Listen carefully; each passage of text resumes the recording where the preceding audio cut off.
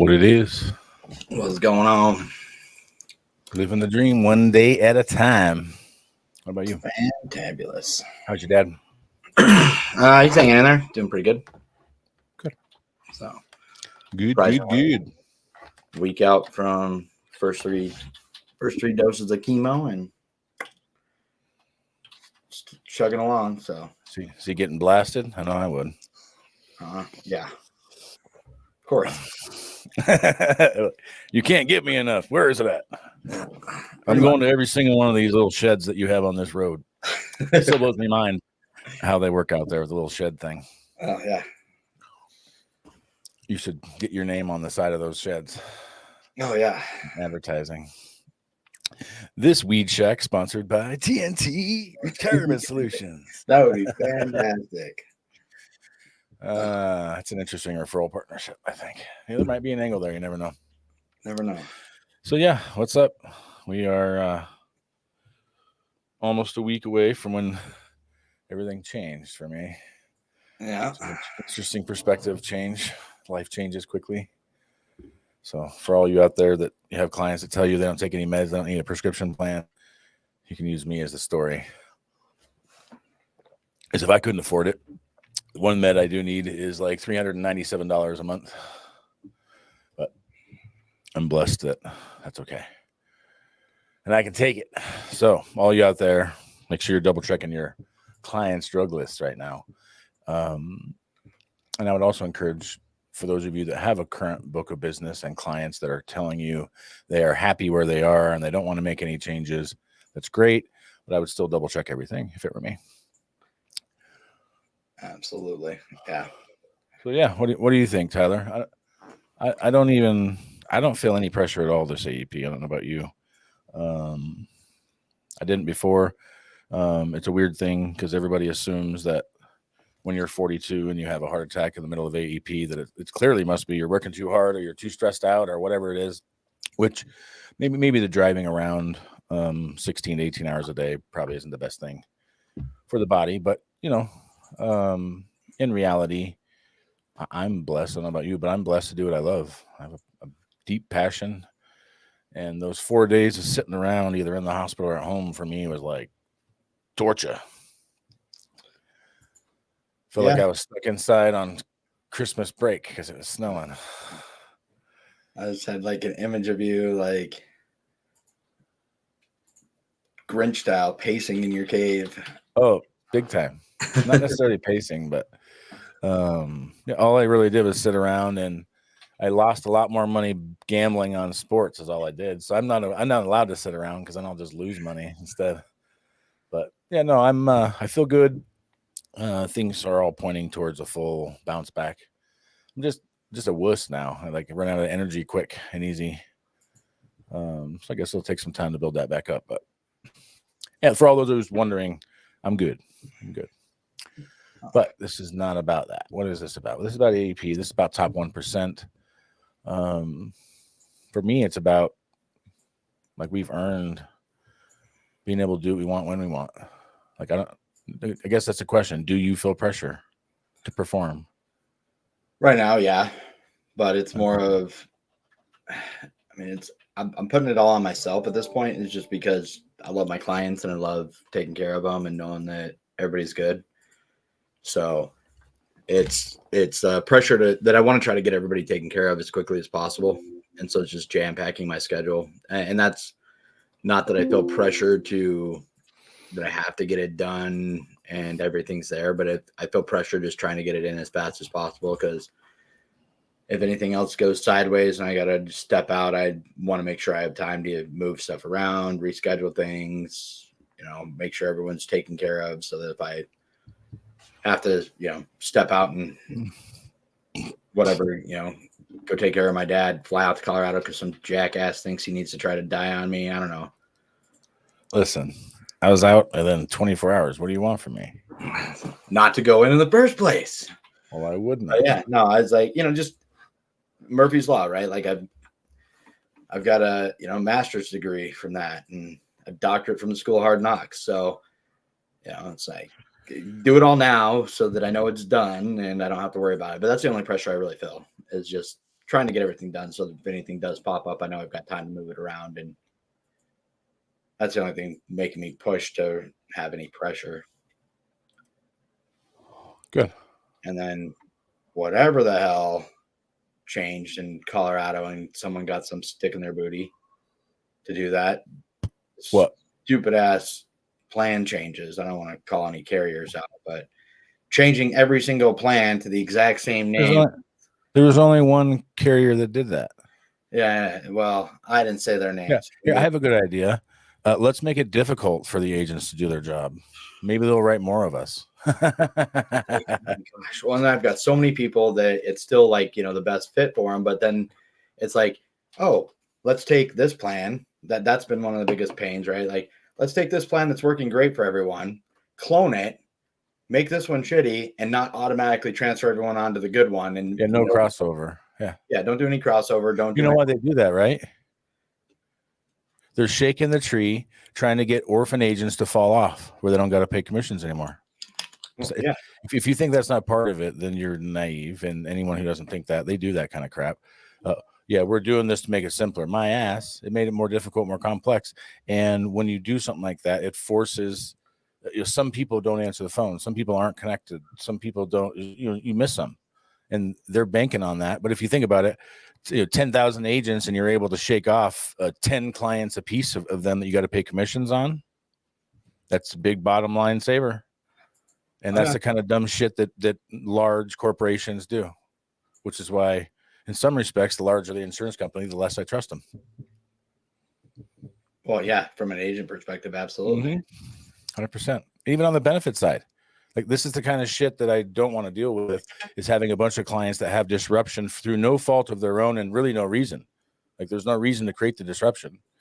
And now, like, in my area, there was one plan on that particular company where I had 90% of the people that were on their plans on.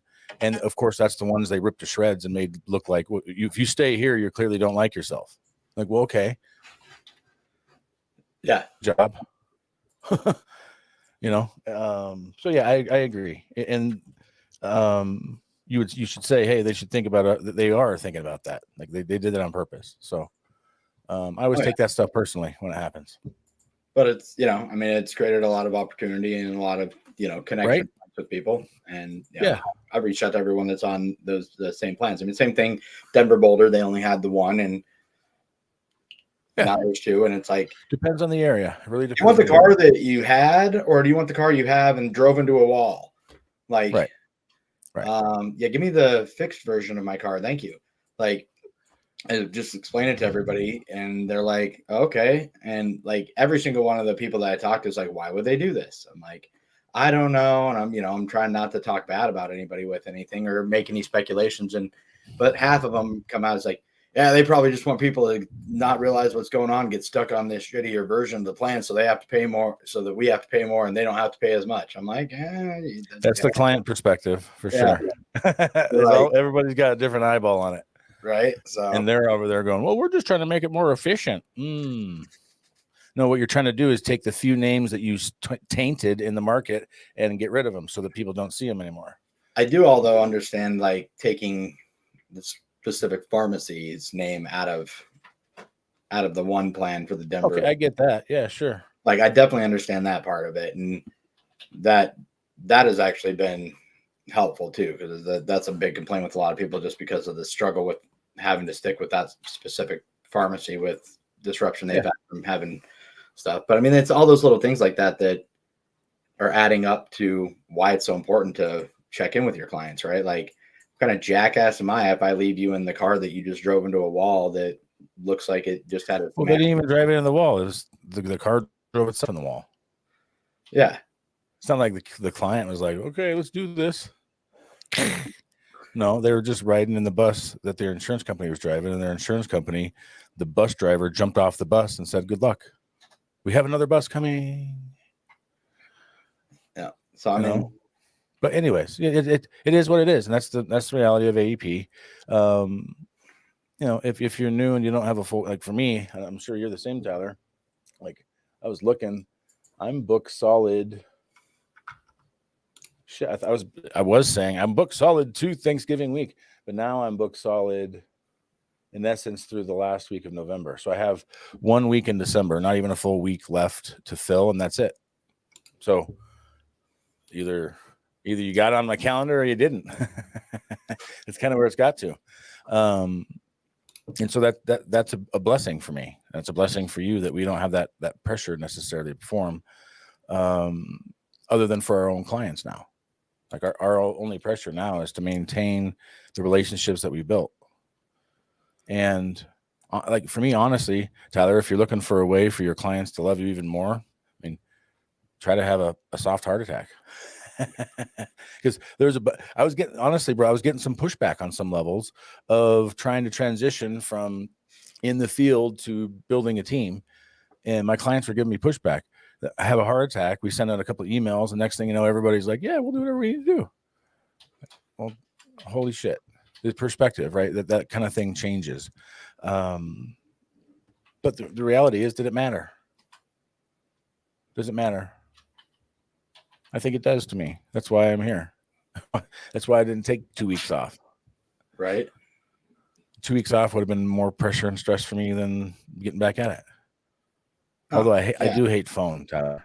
I hate the phone so much. Like what I'm having to do is I come to the office for the morning from like 7:30 or 8 until like 11 or noon. And then I drive home and make my calls from my home office just because I need that. I can't just sit here. I hate sitting here. I hate sitting. Shut up, Siri. She's getting involved, sticking her nose in here. Said, yeah. Why you gotta drive home? So yeah, no, I think that was a big struggle for me when I first made the transition. You know, the first year moving, you know, I was back out there staying with you guys for 2.5, 3 months. So I was still there, still able to get hands on. And then last year, it was like, on the phone, doing Zoom, you know, all these other things. And then it's just so relentless. 2 weeks of time. Like, all right, I'm going to be here this week. I'm going to be here this week. And then I was, you know, running ragged out there, going to see everybody for 2 weeks straight, which was great. And this year with everything going on, I'm like, yeah, I'm not moving. And I'm like, I'm not going to be out. I just I can't chance taking off because inevitably that'll be the day something happens. Like for me, the future I envision for myself is I'm going to be opening other offices in the areas that I have concentrations of clients, even if it's just a virtual office that I'm renting or whatever. And then I'm going to go to my virtual office and have everybody meet me there. So I'm not driving around. I drive there and then everybody comes to me in that area. I think that's the vision I see for myself long term, to maintain my book. Because next AEP, I need to maintain my book, but really my focus is going to be out in the field with you and Holden and Fred and everybody else. And so I really want to be in Cindy and the whole crew, Lori, everybody's crushing it this year. But yeah, it's AEP is a very weird animal to me. In the past, it's been like the hunting season. This year, it's kind of like, I don't know how to describe it. I'm just kind of gliding along, man. I don't really care. People call in frantic, But it's funny. You can hear, because once in a while it's quiet enough in the office. I can hear someone call in and Ty will take the call. You can hear him. And then he's like, yeah, they're like, okay. He's like, yeah, you want to meet with Joshua? Okay. The first one I have available is November 25th at 2. How does that sound? They're like, hear anything sooner? You hear the whole tone change. Like, you better get on it now. Like, you want this spot? Otherwise you have to find someone else. And that's a cool place to be, where like I'm turning away people. Not me Frank. I'm not turning them away. I'm redirecting them to Dylan. Right. And that's really what the mission is going to be. So any of you out there, I'm going to be heavily recruiting, heavily hiring LOAs next year. Because that's what I want to do. I want to help other people do this now. I want to help you become a millionaire, Tyler. I want to help Holden not become a millionaire. Ooh. Is that Jalon? JP. I don't know. JP. I don't know if I've seen JP before.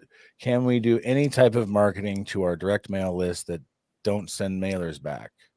I got a couple thousand names and addresses from my lead company. Can we send them in? You can send them everything. Send them everything in through the mail. You can, I mean, there's not really any rules as long as you're not offensive or threatening. Well, you can't, I mean, like I wouldn't take the Groggins approach to marketing, like sign it, motherfucker. You don't want to do that, but yeah, you could mail it. What I would do is the same thing that I'm doing in the newspaper. It's the same effect. I just got a text from Holden. He must have heard me talking about him. But anyways, I would go on to the toolkit for United. I would go on to the toolkit for Humana. I would go on to the marketing thing for Aetna. I would go to every single carrier and ask them for some marketing stuff. If you don't have the money to print it yourself, then that be that way you ask for. Instead of marketing dollars, say, hey, can you print me 1,000 flyers? Because I have this list of 1,000 names, and just start blanket mailing out stuff. But you've really got to do something to separate yourself, because it's a volume play right now because of how AEP works. And so if you're going to do direct mail, make sure you do something special, like a bright colored envelope or a big flashy sticker or unique handwriting. Definitely handwritten is going to be rule of the day. I would handwrite the return address and the mailing address, and I would use a stamp, not a postal meter, even if it costs me more money. Any other tips you have, Ty? With doing the stamps, that part of things, it definitely helps out. But making it something fun, that's one of the things that I've found kind of engagement. Holden did say, I'm watching and listening, right? I triggered him a little bit. That's funny. That's awesome. No, with the stamps, like I'll do fun stuff, like just kind of depending on where I'm at, what I'm doing, the time of year, what's going on, like Looney Tunes, Hot Wheels, something that stands out. Stamp. You mean for the stamp? Yeah. So go down to the post office and ask them for some decorative stamps, not just a flag. Yeah, get something fun. They have sheets of them. They're same price. Like, it's great. Like they have some that are out there. Like for me, anytime I'm doing client correspondence, like especially after signing up a new client or whatever, I have stamps that literally say thank you on them to put on the thank you cards I'm sending out. Things like that, because it'll catch their attention and they'll notice that it's not a normal stamp. It'll stand out that it's something that it doesn't look like it was just handwritten. It was actually hand stamped. Personalized postcards saying I'm the local agent. Yeah, great. Do it. Make sure you have local office and an address that you can put on there so that you can represent what that is. Like if you have questions, come in and see me at blah, blah, blah Main Street. Stop on by or call. Yep. Yeah, that way they know where you're at and you actually are local, or at least somewhat local depending on where you're at. I mean, for Holden, for example, in St. Louis, that's going to be a lot different than me saying I'm local in West Valley, right? Because local for me could be 45 minutes away because I'm in the middle of nowhere and that is local here, right? In St. Louis, people are like, yeah, I'm not driving 20 minutes. That's not local. If you're in the Bronx. Local is in the same state, I think. Well, yeah, I mean, but it depends on where you're at for the response this time of year. Yeah, no, I get you. It's different to say local. Mailing, normal general mailing any time of year, like open, for Roy and turning 65 and stuff. Local, absolutely. Roy, ROY. For all of you who don't know, that means rest of year. Tyler, you're throwing acronyms out. Sorry. Sorry, rest of year. Like if you're doing that kind of stuff, local, absolutely. I mean, I was local when I was doing all the Wyoming stuff down in Denver. Basically, if you're willing to show up, you're local. Yeah. That's how I look at it. If I drove where you are, then I'm local to you. Absolutely. And yeah. No, I agree. The local part, like if you're inviting people in, JP, I would also put one major point of pain on it. Because the point of pain is going to motivate. So most people for AEP, they wonder, do I have the right thing? And so I might put, make sure for sure you have the right fit for you, or something along those lines. Make them have that fear of missing out to motivate them to call you. Because just because you're the local agent isn't as motivating as I'm your local agent who can help you avoid this. So I would just make sure the message is clear, short and sweet when it comes to advertising. Yeah. One bullet point is what you get. If you think of it that way, you get one bullet point, not one sentence, not one paragraph, one bullet point on a postcard. And then a call to action. In a perfect world, you want 3 call to actions. You want a QR code that goes to a landing page. You want a phone number they can call, and you want an office they can come to and see you in person. And I would probably hit them off with 2 pieces between now and the end of AEP. No, through the mail is completely compliant to reach out. So through the postal mail, and technically nowadays you can do it through the email too, as long as you have an opt-out. Yep. And you can't talk about any specific product benefits. No, you're just, again, you're really just putting up a billboard saying you're the local agent and a point of pain you solve. Medicare confused, worried about the changes, paying too much for your prescriptions, something along those lines. Are you paying too much for your prescriptions? Like, now's the time to double check for next year. Yeah. That's a huge one for people this year, especially work with your local trusted broker and then list the carriers you work with and more. I mean, we have to put the damn disclaimer on the thing anyway. You might as well list them out now. Instead of saying I work with 7 companies. Well, here are the 7 companies that I work with in your area. And I might even dial it in and make the damn disclaimer part of the ad. Did you know in your area there are 1,400 plans or whatever? Start using their medicine against them. That's probably the best course. I like the disclaimers. I don't know about you, Tyler. You like them? I like when they crack down because it removes all the lazy cheats from the business, or they have to get more and more of a lazy cheat, and then they make themselves easier to catch. But in reality, I wish everybody would just stop screwing around, and they're going to mess up this good thing for everybody. Oh, absolutely ridiculous.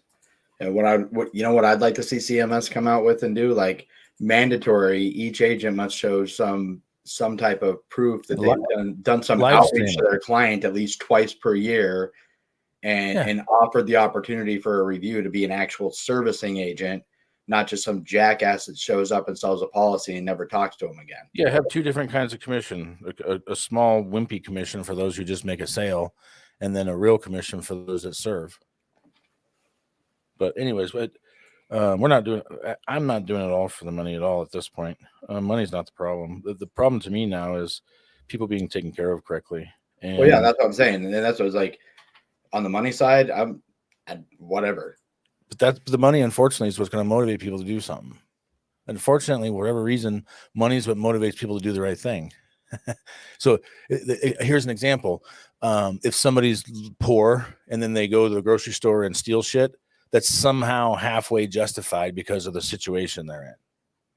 To some people, that's justifiable because, oh, well, look, if the government didn't put them in the situation where they had to live like this, they wouldn't have to do that. Yeah, no, that's not how it works, really. That's the broke boy mindset, right? But in reality, it's the same thing for our industry as any other.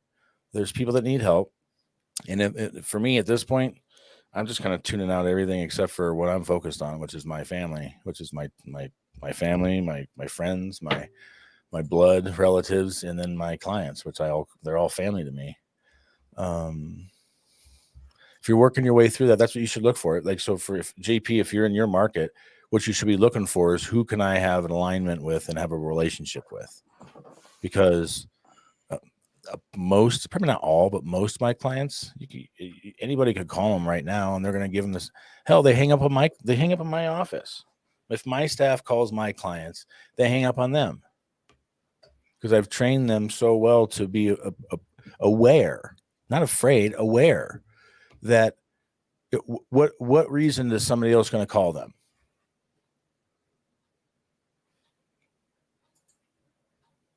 Go ahead, I'll wait, because there's nothing that I've left. I didn't leave the door open. I didn't leave anything unturned. I didn't not go over anything. They have a thorough, very deep understanding of what they have for the most part. Now, there's some, like, It's just been going with me, Tyler. I think I have to. Did I tell you what happened to me the other day with the house that I went into? No, I don't. Good. It's my first day back. I'm feeling sensitive. I'm not sure if I should be, but it was all in Fort Morgan that day. So I was driving around that first day back, just in town. And this guy called me in the morning and said, he gave me his first and last name. And then he said, I need my Medicare fixed. That's all he said. And then he blurted out his address. And so then I spent the next 10 minutes trying to get his address of him again. And that should be my first red flag, right? He can't tell me his address. He just kept saying, I'm good. I'm good. I'm good. Well, he ain't good, Tyler. I got there. First thing he says to me, he looks at me. He's got the mind of like a 5-year-old. And he goes, look, there's a spider over here. It's big. In like a little kid voice. And then I'm like, okay. And I pull up in the Medicare machine mobile. I'm like, okay. You called me earlier. You asked for some help. So I'm here to help you. Know what's going on. And he leads me into this house that I can only describe as a horror movie because the front door does not close. It's just open all the time. The windows are just open all the time. He points over to this other like shack thing and says, my brother's over there. He got that out. So then he doesn't say a word to me, and I'm just following him, right? Like dangerous words to do and dangerous action to do. So I follow him into this house, and in the house, it's to describe the smell of this house. I can't describe the smell of this house. This house had more flies inside than I've ever seen anywhere in my life. Like when I walked by this chair, the whole chair flew in the air because it was all flies. It was the most wretched, nasty smell. Then we go all the way back through this curtain that's stiff from dirt and grime. And then he goes in the fridge, grabs a bottle of water, turns around. And then my brain's just like, I got to get the hell out. What is going on? So anyway, I got out of there, but it's been bothering me ever since. Like, I feel like I have a duty to report that. Like somebody's letting this guy live basically outside, inside, and in filth and squalor with cats that are just pissing and shitting everywhere. And I just have it's been bugging me. I think I'm going to do something about it today. But I guess my message is for all you out there, if you go into a house or you go into a neighborhood and it feels weird, get the hell out of there. What are you doing? It's one sale. It's one person. You can find another one. Trust me. Even if you have bills to pay or other things, don't get desperate. Because I've been in some weird situations back earlier in my career that I wouldn't put myself into now. And so I really encourage everyone, be safe out there because there's some scary stuff. Have you had anything like that this year, Tyler? Nah, not this year. In the past, yeah. Definitely in the past. I'm glad you've dodged that because it was very, like I said, it bugged me for all day that day. I was like, what was that? I can still smell the house. Oh, it was terrible. No, and what drives me crazy is that, wanting to do something about a situation like that because I feel bad for somebody in those cases. It's probably just worse if I do something, right? Yeah. And that's what drives me crazy with it because, like, you try to help and then, someone comes in and they go, oh, yeah, house is condemned. You're move you out, stick you in some home. And now the guy's like, yeah. And it's like, okay, well, that's not what I wanted to do. But maybe he's safe, though. Like, to me, I just picture, like, where does he sleep? You know what I mean? Yeah. This poor guy who, he had like 12 words in his vocabulary. Eventually I figured it out. See, one of those 12, he knows how to say his address and he adds an extra number to it. He knows how to say his name. And he tells me that he was in Vietnam. Those are like the 4 sentences he knew. And then I'm good. I'm good. It's good. I'm good. We're good. Good. And so it took me a minute because the first few times I go, so I'm here to help you. Do you want me to help you? It's good. Okay. That was like, okay, let's do this. Right. I didn't know that was just a repeat word, but yeah, we've got a few minutes left here. Yeah, I guess That's my message to everybody is enjoy the ride. It's probably shorter than you think. It's probably shorter than you think. Whether that's life, whether that's the current job you're doing, whether that's the current wave you're riding, whatever it is, all things come to an end. Cycles go through life, and you got to take advantage of it when you have it. So, you do. And by the way, I don't know why that guy bugs me, but fuck that guy. You know what guy I'm talking about? Oh yeah, Mr. McBitchin. Yeah. Yeah. He's like Bob Barker to me. Now, fuck that guy, Bob Barker. The price is wrong. Don't be a dick. Don't be a bully. That's my other message. Yeah. No. It's it drives me crazy. There's so much. I don't know. I guess bullying, but I mean just people beating down on other people in this industry drives me absolutely nuts. Yeah. Like the kids at school, like I don't know. I mean, I know we grew up the same way. Like if someone had messed with Rosie and like that was an automatic ass whooping. Like I don't care what your excuse was. It was like you don't pick on the new guy. You don't pick on the people who are just walking in the door. Yeah, why are you picking on the weak? People are struggling. Don't pick on anybody. It doesn't make any sense to me. Like you want to go pick on a big corporate conglomerate? Go ahead. I don't care. Like talk crap about some huge NMA. Go ahead. That's not going to bother me.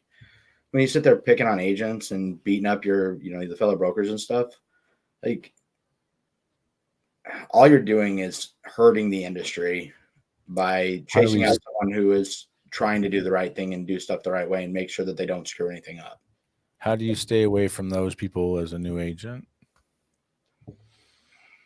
Well, keep your circle small. One, find a running mate or two. Find someone in a similar growth stage in the career as you. If you're in your first year, find someone else in their first year, and collaborate and be the change. And if you find someone that is one of those people, then you get away from them. And for me, I don't just get away from them; I call them out too, because under the cover of darkness, this kind of shit happens. The second you bring it out into light, they wither up like a little wiener in the cold. So for me, and don't take anything personally. Like anybody who's going to sit there and talk crap about anything, and if someone calls something out or whatever, don't take it personally. If they're going to beat you up and give you a hard time about it, do not let it get to you. Do not take it personally. Block them. Yeah. Don't engage. It's just easier that way. Typically, people doing better than you aren't going to talk down to you and talk bad to you and be rude. In general, what they do, they're better off. What was it, grumpy old men? Why don't you do the world a favor? Pull your lip over your head and swallow. Yeah, no, but in reality, they are. If they're doing that, then they are in a worse place than you are. They're doing it because you are above them. The people of insecurity are the only ones that do that. And I get triggered by it so badly every time. And so I've accepted that. I get triggered by it, whatever. And I get triggered by it, and I have to acknowledge the reasons. Why do I get triggered by it? Well, because it's not what I was raised. It's not the morals I was instilled into me. That's not how you treat people. That's how you treat people when you're an insecure, immature little prick, which I've been. I've been that guy. I've been the immature little prick. And it doesn't make it their fault, your fault. But generally speaking, if someone's talking bad to you, it's because of their situation that they don't like. And so they're trying to be a crab in a bucket. Like I was telling Ty last night about the crabs in the bucket. If you're in a bucket with a bunch of crabs and you try to get out, they're going to try to keep you in. So you got to break out. And so staying away, JP, the easiest way is to find a good mentor, find a good running mate, and just do what they say until you're out of the clouds. And then a year or two into it, then you can start going around and attending other stuff. But in the beginning, especially if you're new, I would encourage you to go to conferences, as many of them as you can afford. I would go to events. I would put myself in rooms with people that are doing good and big things. And eventually you'll find someone that you align with chemistry, with, you got to like them. So, the chemistry thing, there's a lot of people out there that can help you, but finding someone that you like, that you love, even, like with Tyler and I've known him since we were 4. Still feels weird to say now, the farther we get away from 4. Right. And I think I look at Jacob. Jacob's turning 4 in 2 weeks. That's when we met. When I was Jacob's age, I look at Jacob, I'm like, oh shit. I've been putting up with him since I was. Well, yeah. In a lot of rallies, we've been putting up with each other. In the beginning, we had fights and we had arguments and other stuff, and over the years, less and less. But do we still have arguments and fights? I think the answer is yes. Oh yeah. I think there's times when we get mad at each other, but the cycles are quicker. We go through it faster. We get over it better. And at the end, you know that I care about you, and I know that you care about me. And so we always know that if one of us is mean to the other one, it's because of us. Just what we just said. It's not because they hate us. It's because the situation they're in caused them to lash out, which doesn't justify it, but it gives you an explanation. Yep. And I think that's a maturity thing too. Yeah. That comes with it. I mean, our relationship is an example, right? I mean, we've had coming up on 40 freaking years of being friends and, growing up together, being brothers, to build that. I mean, same thing when you're in your career, when you're doing that, the more mature you become in your career and stuff, the more secure you become and the more confident you are.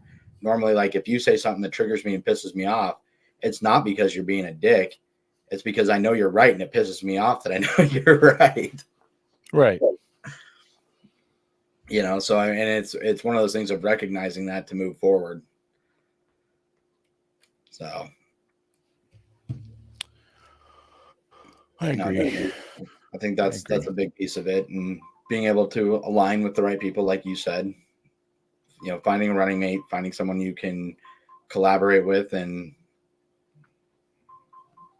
build and grow with. And that's going to change too over time. So don't ever feel like you're stuck with someone else and let someone else hinder you and keep you down, because you're going to need to do what you need to do to progress, move forward, and grow. And you might have a great running mate, and it doesn't mean you can't still be there with each other, but they may take off like a rocket and you're doing a normal slow and steady pace, or vice versa. And now you need to find somebody else who's running with you at that pace, that's connecting with where you're at and what you're doing. And so you make sure that you're adjusting that circle of where you're connected to match where you're at the current moment. And that could change every 3 months, every year, every 5 years, but with where your pace is doing that. That's true. No. I don't know. Right now, the only thing that's bothering me is that I know that I'm looking at my schedule and I'm like, really? Nothing open? Because it's going to be like 70 degrees here today, and I'm not going to have a chance to go out and enjoy it. Yeah. I'm like, oh my gosh. I'm like, unseasonably nice days for the next couple of days. And I'm like, oh, cool. I've got appointments from 7:30 in the morning until 8:39 at night. I'm like, fantastic. So,